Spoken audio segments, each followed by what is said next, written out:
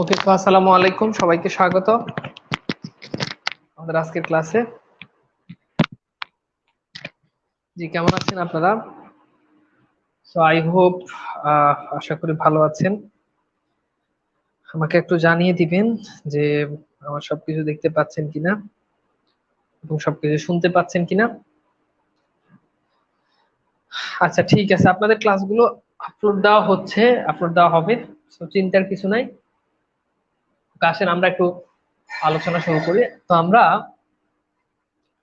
আহ আজকে আলোচনা করব ফার্স্ট অফ অল, এক নাম্বারটা হচ্ছে সংখ্যাবাচক শব্দ।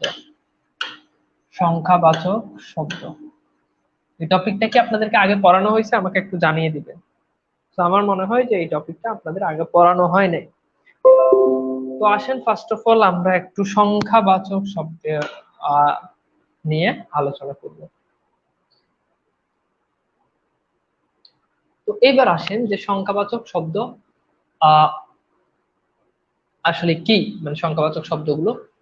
তো আমরা যে সংখ্যা লিখি, যে আমি লিখলাম 1, কিংবা আমি যদি লিখি 10, ঠিক আছে, কিংবা আমি যদি লিখি প্রথম, কিংবা আমি যদি লিখি দশম, এই যে বাংলাতে যে সংখ্যাবাচক যে শব্দগুলো রয়েছে, এরকম ভ্যারিয়েশন রয়েছে। আবার দেখেন, তারিখের ক্ষেত্রে আমরা আবার এটাকে বলে থাকি পহেলা, তখন কিন্তু আমরা 1 এপ্রিল বলি না, আমরা বলি কি পহেলা এপ্রিল। সংখ্যাবাচক শব্দ পড়ানো হয়েছে আমাকে একটু বলেন তো। আমার মনে হয় যে সংখ্যাবাচক শব্দ পড়ানো হয়েছে।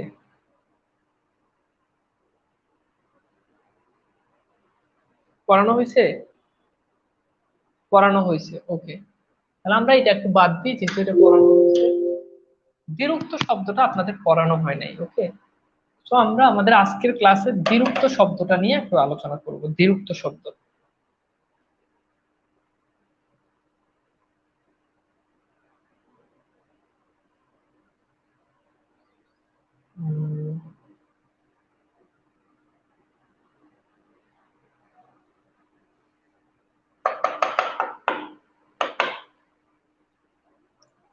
ওকে। সো চলেন আমরা একটু দ্বিরুক্ত শব্দের আলোচনায় চলে যাই। তো এখানে সহজ কথা আমি আপনাদেরকে যদি বলি, তাহলে দ্বিরুক্ত শব্দ এটার মানে কি সেইটা আগে একটু আপনাদেরকে বুঝাই, তারপর হচ্ছে আমরা এইটা নিয়ে একটু আলোচনায় যাব, ওকে। আচ্ছা, ওকে। সো চলেন, দ্বিরুক্ত শব্দ আপনি একটু নর্মালি আপনি যদি চিন্তা করেন, আপনি দেখবেন যে দ্বিরুক্ত এটার মানেটা কি, একটু ভালো করে বুঝেন যে দ্বিরুক্ত এটার মানেটা কি। দ্বিরুক্ত এটার মানে কি, মানে হোয়াট ইজ দ্বিরুক্ত? দ্বিরুক্ত মানে কি কে জানেন একটু বলেন তো। দ্বিরুক্ত মানে কি? দ্বিরুক্ত মানে হচ্ছে, আমি যদি সহজ কথা যদি বলতে যাই, যে যেটা দুইবার উক্ত হয়। দ্বিরুক্ত মানে কি? দুইবার উক্ত, মানে যেটা দুইবার বলা হয় সেটাকে বলা হয়, সেটা হচ্ছে দ্বিরুক্ত শব্দ। যেমন খেয়াল করে দেখেন, যেমন আমি লিখলাম লাল, এখন আমি যদি পুনরায় আবার লিখি লাল, এই যে লাল লাল লিখলাম, এই লাল লাল এটা হচ্ছে দ্বিরুক্ত শব্দ। অর্থাৎ একটা শব্দ যখন দুইবার বলা হয় তখন সেটাকে বলা হয়, সেটা হচ্ছে দ্বিরুক্ত শব্দ, ওকে। এখন এই যে দ্বিরুক্ত শব্দটা আছে, এটা সাধারণত 3 ধরনের দ্বিরুক্ত শব্দ। একটা হচ্ছে শব্দের দ্বিরুক্তি। এখন শব্দের দ্বিরুক্তি কি? নর্মাল যখন কোনো শব্দ থাকবে, যেমন আমি যদি বলি যে লাল লাল, দেখেন এখানে কিন্তু দুইটা শব্দ যুক্ত হয়েছে, এই জন্য এটা হচ্ছে শব্দের দ্বিরুক্তি। আবার দেখেন আমি লিখলাম যে ভালো ভালো, এই যে ভালো ভালো লিখলাম, এখানেও দেখেন দুইটা শব্দ যুক্ত হয়েছে, এই জন্য এটাকে বলা হয়, এটা হচ্ছে শব্দের দ্বিরুক্তি, ওকে। আচ্ছা, এরপর 2 নাম্বার হচ্ছে পদের দ্বিরুক্তি। পদের দ্বিরুক্তি হচ্ছে সাধারণত বিভক্তি যুক্ত থাকে। যেমন কি? যেমন খেয়াল করে দেখেন, ধরেন আমি বললাম যে হাতে নাতে, এখন দেখেন হাতে নাতে, অথবা আমি বললাম যে আহ কালে কালে, কালে কালে কত কি যে দেখলাম, এই যে কালে কালে, এগুলোতে খেয়াল করে দেখেন এগুলোতে বিভক্তি যুক্ত আছে, এই যে দেখেন বিভক্তি যুক্ত। তো যেহেতু বিভক্তি যুক্ত আছে, তার মানে এগুলোকে বলা হয়, এগুলো হচ্ছে পদের দ্বিরুক্তি। কিসের দ্বিরুক্তি? পদের দ্বিরুক্তি। 3 নাম্বার আছে অনুকার, বা এটাকে বলা হয় দন্যাত্মক দ্বিরুক্তি। তো অনুকার দ্বিরুক্তি কি? অর্থাৎ এমন কিছু সাউন্ড, যে সাউন্ড গুলো কাল্পনিক সাউন্ড, অর্থাৎ যে সাউন্ড গুলো আমরা বাস্তবে হুবহু পাই না। যেমন খেয়াল করে দেখেন আমি লিখলাম যে সনসন, এখন এই সনসন, এই সাউন্ডটা কিন্তু বাস্তবে আমরা কিন্তু হুবহু পাই না, তাই না? এই যে সনসন, এই জন্য আমরা এটাকে বলি যে সনসন। এই জন্য এটাকে বলা হয়, এটা হচ্ছে অনুকার দ্বিরুক্তি। এটা কি বলে? এটাকে বলা হয় অনুকার দ্বিরুক্তি, ঠিক আছে। তো অনুকার দ্বিরুক্তি শব্দের দ্বিরুক্তি, যেখানে বিভক্তি থাকে না। পদের দ্বিরুক্তি যেখানে বিভক্তি থাকে। অনুকার দ্বিরুক্তি যেখানে মানে এমন সাউন্ড, যে সাউন্ড গুলো কাল্পনিক। যেমন ধরেন আমি লিখলাম যে টাপুর টুপুর, এখন টাপুর টুপুর এই যে সাউন্ডটা আছে এটা বাস্তবে কিন্তু হুবহু বৃষ্টির আওয়াজ কিন্তু হুবহু টাপুর টুপুর না, এই জন্য এটা হচ্ছে অনুকার দ্বিরুক্তি।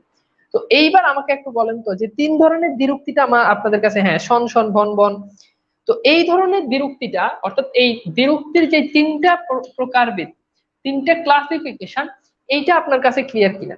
দ্বিরুক্তির যে তিনটা প্রকারভেদ বা দ্বিরুক্তির যে তিনটা ক্লাসিফিকেশন, এইটা আপনার কাছে ক্লিয়ার কিনা আমাকে একটু বলেন, তাহলে আমি সামনে আগাই। এতটুকু পর্যন্ত ক্লিয়ার কিনা বলেন তো? এক নাম্বারটা হচ্ছে লাল লাল, অর্থাৎ এগুলো বিভক্তি ছাড়া হবে, আর পদের দ্বিরুক্তিতে বিভক্তি থাকে, জিনিসটা কিন্তু একই। যেমন আপনি খেয়াল করে দেখেন, ধরেন আমি বললাম যে একটু ভালো করে খেয়াল করে দেখেন, ধরেন আমি বললাম যে আহ ধরেন আমি বললাম যে হাতে নাতে। এখন দেখেন এই যে এখানে কিন্তু বিভক্তি কিন্তু যুক্ত রয়েছে, হ্যাঁ বিভক্তি যুক্ত রয়েছে, তার মানে এটা হচ্ছে পদের দ্বিরুক্তি। এটা কিসের দ্বিরুক্তি? পদের দ্বিরুক্তি। আবার ধরেন আমি বললাম যে বড় বড়, এখন এখানে কিন্তু কোনো বিভক্তি নাই, তার মানে এটা হচ্ছে শব্দের দ্বিরুক্তি। তো পার্থক্য খালি এই জায়গাতে, পার্থক্য খালি এই জায়গাতে, ওকে। তো শব্দের দ্বিরুক্তিতে বিভক্তি নাই, পদের দ্বিরুক্তিতে বিভক্তি থাকে, ওকে। আর অনুকার দ্বিরুক্তি গুলো হচ্ছে যে দ্বিরুক্তি গুলো বাস্তবে হুবহু পাওয়া যায় না, অনেকটা কাল্পনিক। এইবার বলেন তো দ্বিরুক্তির যে তিনটা প্রকারভেদ আছে, এই তিনটা প্রকারভেদ ক্লিয়ার কিনা? যদি ক্লিয়ার হন তাহলে আমরা এরপরে আমরা চলে যাব, যদি ক্লিয়ার হন তাহলে আমরা এরপরে একটু চলে যাব, ওকে। আচ্ছা, তো আসেন তাহলে আমরা একটু স্লাইডে চলে যাই, এই স্লাইডটা থেকে আমরা জিনিসগুলো ভালো করে বুঝতে পারবো দ্বিরুক্তির যে ব্যাপার রয়েছে, ওকে ওকে।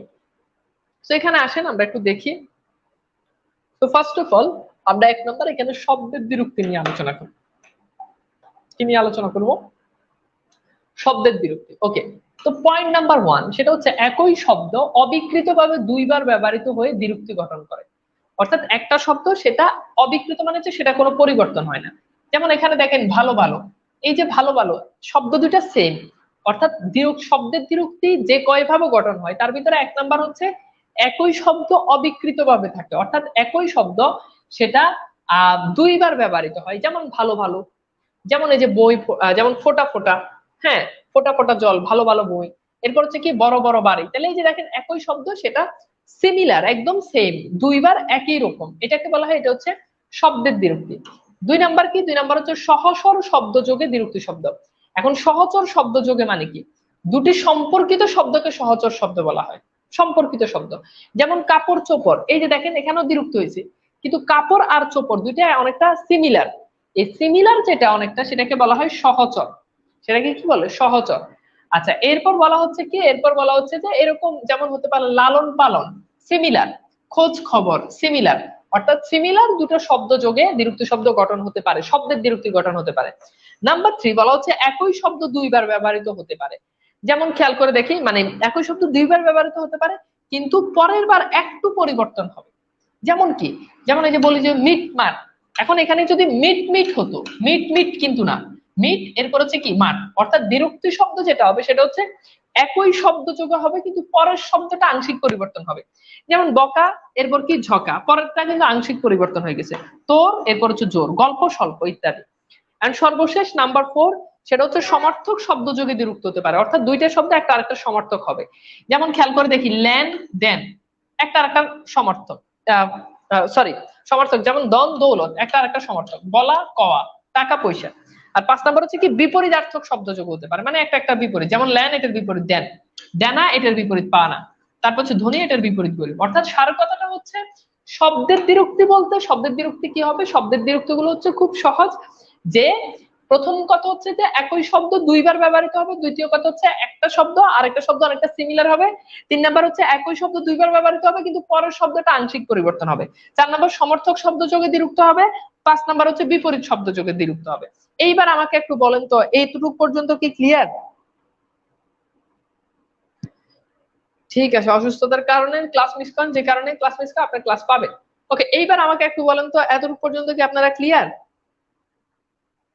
ক্লিয়ারলি বুঝতে পারছেন অর্থাৎ দ্বিরুক্তি শব্দগুলো কিভাবে গঠন হয় এই ব্যাপারটা ক্লিয়ার কিনা, দ্বিরুক্তি শব্দগুলো কিভাবে গঠন হয় এইটা আমরা ক্লিয়ার কিনা, এটা বুঝছি কিনা? ওকে ভাই, আপনি এতদিন ক্লাস নেন না কেন? কজ আমার আইডি ডিজেবল হয়ে গেছে, আমার পেজ নিয়েও অনেকটা ঝামেলার মধ্যে আছি, পেজে অনেকে কপিরাইট স্ট্রাইক দিচ্ছে। তো সব মিলে আমি অনেকটা মেন্টালি মানে ডিপ্রেশন বলেন কিংবা মেন্টালি প্রেশারের মধ্যে দিয়ে যাচ্ছি। ক্লাস নেওয়ার মতো পরিস্থিতি সিচুয়েশন আমার মেন্টালি নাই। তো এই জন্য আর কি। ওকে, ক্লিয়ার। এইবার আসেন আমরা একটু 2 নাম্বার যেটা পড়বো সেটা হচ্ছে পদের দ্বিরুক্তি নিয়ে আমরা একটু আলোচনা করবো। পদের দ্বিরুক্তি, এখন পদের দ্বিরুক্তিকে আবার বলা হয় তাকে কি, পদার্থক দ্বিরুক্তি। ওকে, পদার্থক দ্বিরুক্তি। এখন আসেন এটা কিভাবে গঠন হতে পারে। 2 নাম্বার, একই পদ অবিকৃত ভাবে দুইবার বসতে পারে। যেমন ওই যে আগে যেটা বলছি মানে সিমিলার, যেমন দেখেন এই যে ঘরে ঘরে। এখন যদি ঘর ঘর বলতো তাহলে কিন্তু শব্দের দ্বিরুক্তি, বিষয়টা ভালো করে বুঝতে হবে। কিন্তু যখনই বলেছে ঘরে ঘরে তখনই এখানে এ বিভক্তি যুক্ত হয়েছে, ঘরে ঘরে এখানে কি হয়েছে, এ বিভক্তি যুক্ত হয়েছে। ওকে, আচ্ছা 2 নাম্বার হচ্ছে কি, দ্বিতীয় পদ কিছুটা পরিবর্তিত হয়ে, মানে দ্বিতীয় যে পদটা আছে এটা কিছুটা পরিবর্তন হয়ে যায়। যেমন খেয়াল করে দেখেন, যেমন হাতে নাতে, এই যে দেখেন হাতে নাতে, হাতে হাতে কিন্তু হয় নাই, হয়েছে কি হাতে নাতে, মানে দ্বিতীয় অংশ পরিবর্তন হয়ে গেছে। 3 নাম্বার হচ্ছে সহচর বা সমার্থক বিপরীত, যে কোনো ভাবে হতে পারে, সেটা তো বুঝেনি। যেমন খেয়াল করে দেখেন, যেমন আমি যদি বলি যে পথে প্রবাসী, হ্যাঁ পথে প্রবাসী, এটা হচ্ছে সহচর। দুধে বাতে, এটাও কি সহচর, এরকম হতে পারে। অর্থাৎ যেগুলো আমরা দেখবো যে অনেকটা সিমিলার, যেমন আমি যদি বলি যে ঘরে বাইরে, এখন ঘরে বাইরে বললে এটা কিন্তু দ্বিরুক্তি, কিন্তু এটা বিপরীতার্থক পদের দ্বিরুক্তি। তার মানে জিনিসটা খুব সহজ, পদের দ্বিরুক্তি গুলো অর্থাৎ আগের মতোই, আগের আগের কাহিনী, জাস্ট এখানে বিভক্তি থাকবে আর ওগুলোতে বিভক্তি থাকবে না। তো আমাকে একটু বলেন তো যে পদার্থক দ্বিরুক্তি বা পদের দ্বিরুক্তিটা আপনাদের ক্লিয়ার কিনা। পদার্থক দ্বিরুক্তি বা পদের দ্বিরুক্তি এই জিনিসটা আপনারা ক্লিয়ার কিনা আমাকে একটু বলেন তো।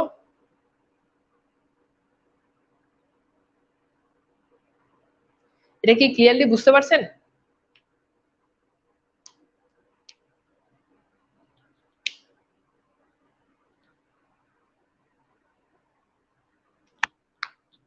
Okay fine, clear, very good. আগের মতোই, মানে শব্দের দ্বিরুক্তির মতোই। আচ্ছা এখন আমরা যে জিনিসটা পড়বো এটা খুবই ইম্পর্টেন্ট, অর্থাৎ একটা দ্বিরুক্তি সেটা কোন অর্থ প্রকাশ করে। মনে রাখবেন পরীক্ষাতে সবচাইতে মানে আপনার 100% ইম্পর্টেন্ট যদি বলা হয় তাহলে সেটা অবশ্যই এইটা।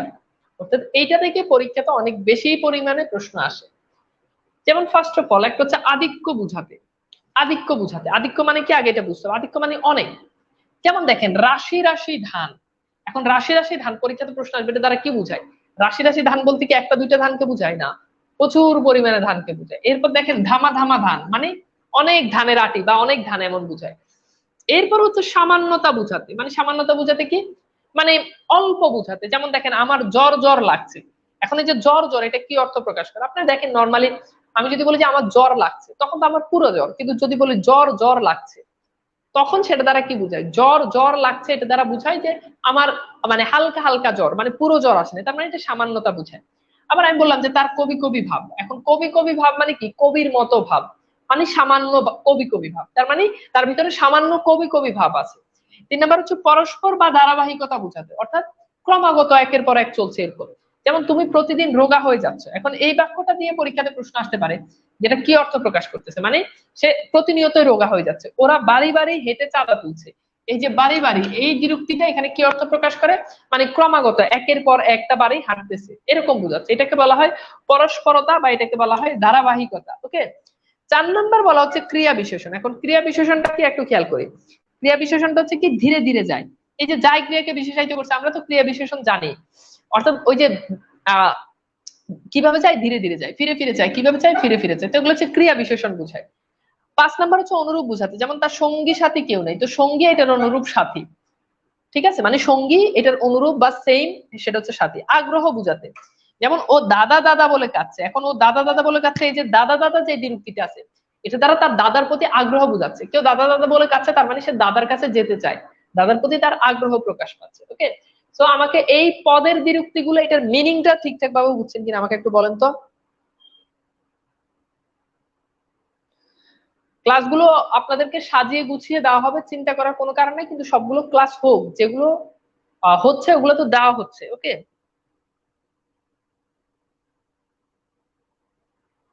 আপনাদের সেকেন্ড পেপার ক্লাস প্রায় শেষ, প্রায় শেষ। এরপর আমরা সাহিত্য বা প্রথম পত্রে প্রবেশ করবো আর কি। আচ্ছা, এটা খুবই সিম্পল, অর্থাৎ আপনাকে এগুলো পড়তে হবে যে কোনটা কোন অর্থ প্রকাশ করে। এরপর আসেন এইখানে দেখেন, এখানে মানে যেই দ্বিরুক্তিগুলো এগুলো হচ্ছে বিশেষণ। এখন বিশেষণ যে দ্বিরুক্তিগুলো রয়েছে এগুলো একটু পড়ি। যেমন ভালো ভালো আম, এখন ভালো আম বলতে কিন্তু ভালো ভালো আম বলতে কিন্তু একটা আম না, অনেকগুলো আমকে বোঝাচ্ছে। ছোট ছোট ডাল বলতে কিন্তু একটা ডালকে বোঝাচ্ছে না, অনেকগুলো। তীব্রতা বা সঠিকতা বোঝায়। যেমন গরম গরম জিলাপি, একদম জিলাপি খুব তীব্র। গরম গরম জিলাপি মানে কি, মানে খুব তীব্র। নরম নরম হাত মানে হাতের তীব্রতা বোঝাচ্ছে, ঠিক আছে। সামান্যতা বোঝাতে, যেমন উরু উরু ভাব মানে যার মন একটু উরু উরু করে, মানে পুরো উরু না, একটু উরু উরু করে। কালো কালো চেহারা, এখন যার চেহারা মনে করেন কালো সে তো এমনিতেই কালো, কিন্তু যাকে যে বলা হয় যে কালো কালো চেহারা মানে সে কিন্তু পুরো কালো না, অনেকটা কালো কালো।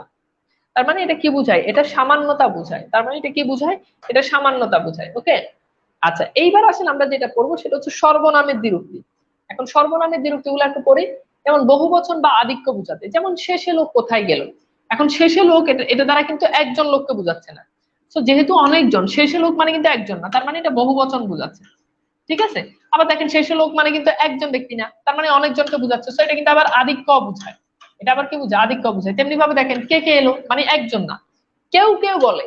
এই যে দেখেন এখানে শেষে কে কে, কেউ কেউ, এগুলো প্রত্যেকটা কিন্তু সর্বনাম, এই জন্য এটার নাম দিয়েছি সর্বনামের পদের দ্বিরুক্তি।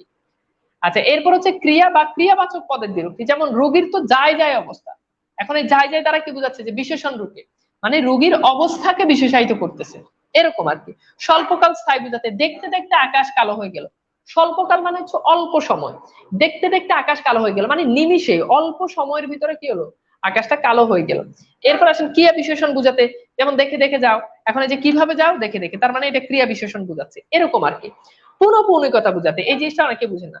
পুনঃপৌনিকতা মানে হচ্ছে পুনরা মানে ক্রমাগত, একের পর এক, পরস্পর, এরকম বুঝায়। ডেকে ডেকে হয়রান হয়েছে, এই লাইনটা পরীক্ষা তো অনেকবার আসে। তো ডেকে ডেকে হয়রান হয়েছে এটা কি বুঝায়, এটা পুনঃপৌনিকতা বুঝায়। মানে কি, মানে একের পর এক ক্রমাগত একের পর এক ডাকতেছি, এরকম ব্যাপারটা বুঝায়। তো এইগুলো খুবই সিম্পল, জাস্ট আপনাকে পড়তে হবে যে কোনটা কোন অর্থ প্রকাশ করে। এরপর আসেন খেয়াল করে দেখেন অব্যয় পদের দ্বিরুক্তি, এটা খুব ইম্পর্টেন্ট, যে অব্যয় পদের দ্বিরুক্তিটা কি। অর্থাৎ অব্যয় পদের দ্বিরুক্তি হচ্ছে যে যে ভাবের গভীরতা বোঝায়। অর্থাৎ এইটা খেয়াল করে দেখেন, সে হাই হাই করতে লাগলো, এটা আমার একটা মনের ভাব প্রকাশ করতে লাগছে, হাই হাই, সে হাই হাই করতে লাগলো। আবার দেখেন ছি ছি তুমি এত খারাপ, এই যে ছি ছি তুমি এত খারাপ, এটা দ্বারাও কিন্তু আমার মনের গভীরতা বোঝাচ্ছে, এটা দ্বারা কি বোঝাচ্ছে, ভাবের গভীরতা বোঝাচ্ছে। এরপর খেয়াল করে দেখেন পুনঃপৌনিকতা বুঝাতে, যেমন বারবার সে কামান গর্জে উঠলো। পুনঃপৌনিকতা মানে কি আপনি তো বুঝেনি, মানে একের পর এক, তো বারবার কামান গর্জে উঠলো মানে একের পর এক কি হলো, কামান গর্জে উঠলো। এরপর হচ্ছে অনুভূতি বা ভাব বুঝাতে, অনুভূতি বুঝায় বা ভাব বুঝায় এরকম। যেমন ভয়ে গা চমচম করছে, একদম এটা অনুভূতি বুঝাচ্ছে। ফোড়াটা টনটন করছে, এগুলো অনুভূতি বুঝায়। বিশেষণ বুঝাতে, যেমন ফিল সুজে বাতি জলে মিটির মিটির, এখন এই যে জলে ক্রিয়াকে বিশেষায়িত করতেছে, কিভাবে চলে, মিটির মিটির করে চলে। ধ্বনি ব্যঞ্জনা বুঝাতে, অর্থাৎ ওই যে ধ্বনি ব্যঞ্জনা মানে কি, অনেকটা সাউন্ড, এমন সাউন্ড যেটা বাস্তবে কাল্পনিক, এরকম আর কি। যেমন ঝিরঝির করে বাতাস বইছে, এখন ঝিরঝির এটা কিন্তু ধ্বনি ব্যঞ্জনা, মানে এক ধরনের সাউন্ড সৃষ্টি করে, ধ্বনি সৃষ্টি করে। বৃষ্টি পরে টাপুর টুপুর, সেটা কি বুঝায়, এগুলো ধ্বনি ব্যঞ্জনা বুঝায়। তো এখন আমরা যে এই ব্যাপারটা পড়বো সেটা হচ্ছে কি বিশিষ্টার্থ বাগধারায় দ্বিরুক্ত শব্দের প্রয়োগ। অর্থাৎ বাগধারাতে, বাগধারাতে দ্বিরুক্ত শব্দ ব্যবহৃত হবে, এবং বাগধারাতে যে দ্বিরুক্ত শব্দটা ব্যবহৃত হবে সেই দ্বিরুক্ত শব্দটা আসলে কি অর্থ প্রকাশ করে সেটা। যেমন ছেলেটিকে চোখে চোখে রাখ, এখন ছেলেটিকে চোখে চোখে রাখ এটার মানে কি, এই যে এখানে চোখে চোখে যে দ্বিরুক্তিটা আছে, এই দ্বিরুক্তিটা দ্বারা কি বুঝায় বলেন তো, যে তাকে সতর্কতার সাথে রাখ। তার মানে ছেলেটিকে চোখে চোখে রাখ এটা দ্বারা কি বুঝায়, এটা দ্বারা সতর্কতা বুঝায়। কি বুঝায় বলেন, এটা দ্বারা সতর্কতা বুঝায়। আচ্ছা এরপর দেখেন ফুলগুলো তুই আনরে বাছা বাছা, এটা দ্বারা ভাবের প্রগাঢ়তা বুঝায়, মানে বেছে বেছে আন। তারপর হচ্ছে মানে কালের বিস্তার বুঝাতে, যেমন দেখে দেখে শিশুটি কাচ্ছে, থেকে থেকে শিশুটি কাচ্ছে। কালের বিস্তার মানে একের পর এক। So, থেকে থেকে শিশুটি কাচ্ছে মানে একের পর এক শিশুটা কাচ্ছে। আদিত্য বুঝাতে, যেমন লোকটা হারে হারে শয়তান, এখন হারে হারে শয়তান মানে কি, কম শয়তান না বেশি শয়তান, বেশি শয়তান, আর বেশি মানে কি আধিক্য বুঝায়। এই হচ্ছে বিষয়, ঠিক আছে। এইবার আমাদের মোটামুটি এতটুকু পর্যন্ত ক্লিয়ার। আসলে আমরা একটু প্রশ্ন সলভে যাই, এখানে এটা একটু সলভ করি। কোনটি ধনাত্মক শব্দের উদাহরণ, কোনটি ধনাত্মক শব্দের উদাহরণ, এটা ঢাবি ক ইউনিটে এসেছে। কোনটি ধনাত্মক শব্দের উদাহরণ, দ্রুত আমরা একটু প্রশ্নটা সলভ করি।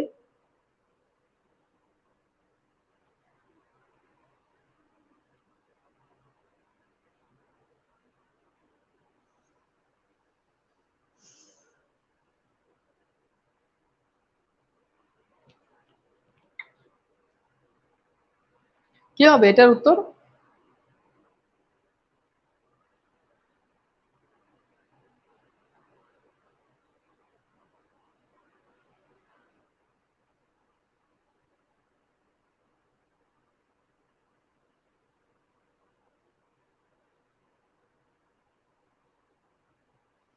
গুড।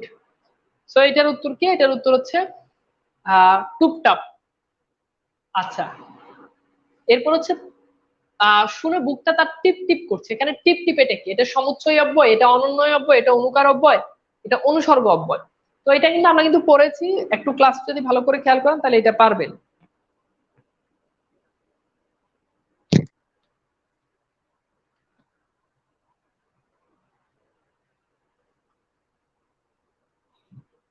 দ্রুত আমরা একটু প্রশ্নটা সলভ করি।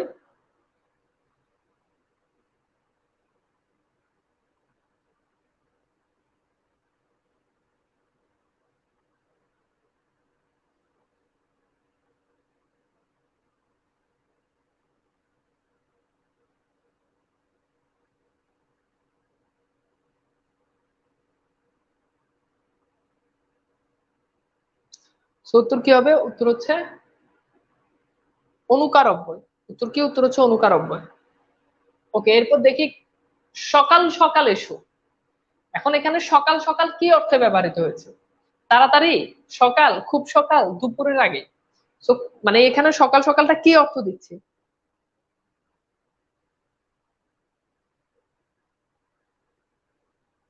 বলেন তো।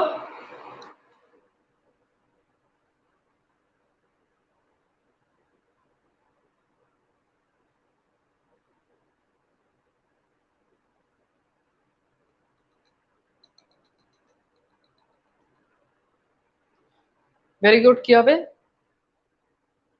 উত্তর হচ্ছে তাড়াতাড়ি। উত্তর কি হবে? তাড়াতাড়ি। ওকে, এরপর আমরা একটু আসি, হারি হারি সন্দেশ বাক্যাংশে বহুবচন জ্ঞাপক হয়েছে সমষ্টিবাচক শব্দযোগে, বহুত্বতা জ্ঞাপক শব্দযোগে, পদের দ্বিত্ব প্রয়োগে, সমার্থক শব্দের দ্বিত্ব প্রয়োগে। অর্থাৎ কোন প্রয়োগে, কোন কারণে এখানে বহুবচন জ্ঞাপক হয়েছে? আমরা একটু প্রশ্নটা সলভ করি।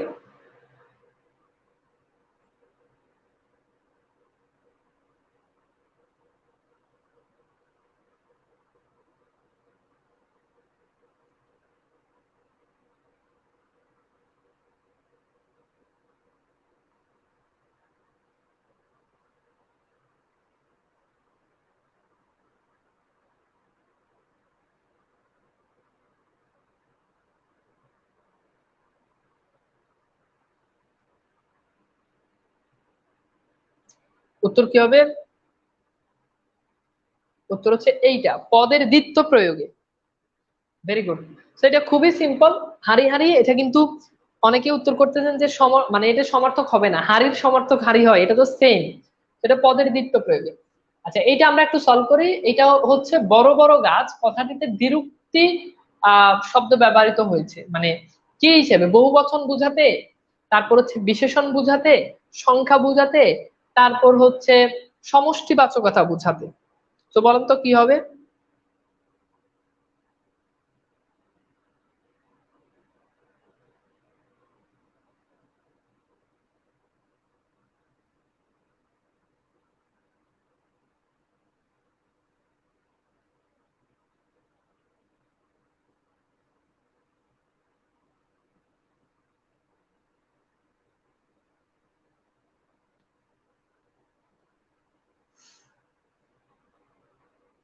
তো কি হবে বলেন? উত্তর হচ্ছে বহু বচন বুঝাতে।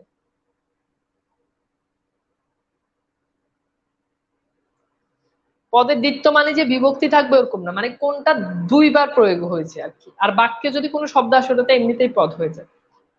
আচ্ছা, তো এই ছিল আমাদের বিযুক্ত শব্দের ক্লাস। আমি ভেবেছি যে আজকে দুইটা টপিক পড়াবো। একটা হচ্ছে সংখ্যাবাচক শব্দ, যেহেতু সংখ্যাবাচক শব্দটা আগে পড়ানো হয়েছে, তাই আজকে আমরা শুধু দ্বিরুক্ত শব্দটা নিয়ে হচ্ছে আমাদের আজকের ক্লাসে আমরা আলোচনা করলাম। এন্ড আশা করি যে পরের ক্লাসগুলো খুব শীঘ্রই আসবে ইনশাল্লাহ। তো আপনারা একটু জানিয়ে দিন যে আজকের ক্লাসটা কেমন লেগেছে, এবং আপনারা আহ আমার জন্য হচ্ছে দোয়া করবেন যাতে ঠিকঠাক ভাবে আপনাদের অ্যাটলিস্ট ক্লাসগুলো শেষ করতে পারি। ঠিক আছে, তো খুবই ছোট একটা ক্লাস, কারণ আমরা ভেবেছি দুইটা টপিক নিয়ে আলোচনা করবো, যেহেতু একটা টপিক পড়ানো হয়েছে। যখন আমি পোস্ট দিয়েছি তখন আসলে কেউ বলেন নাই যে অন্য টপিক মানে ওটা পড়ানো হয়েছে। ঠিক আছে, তো যাই হোক, আহ ভালো থাকবেন আপনারা, এবং সুন্দর সুস্থ থাকবেন।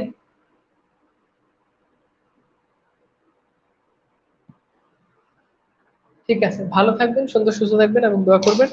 ওকে, আজকের মতো এখানেই বিদায় নিচ্ছি। আল্লাহ হাফেজ।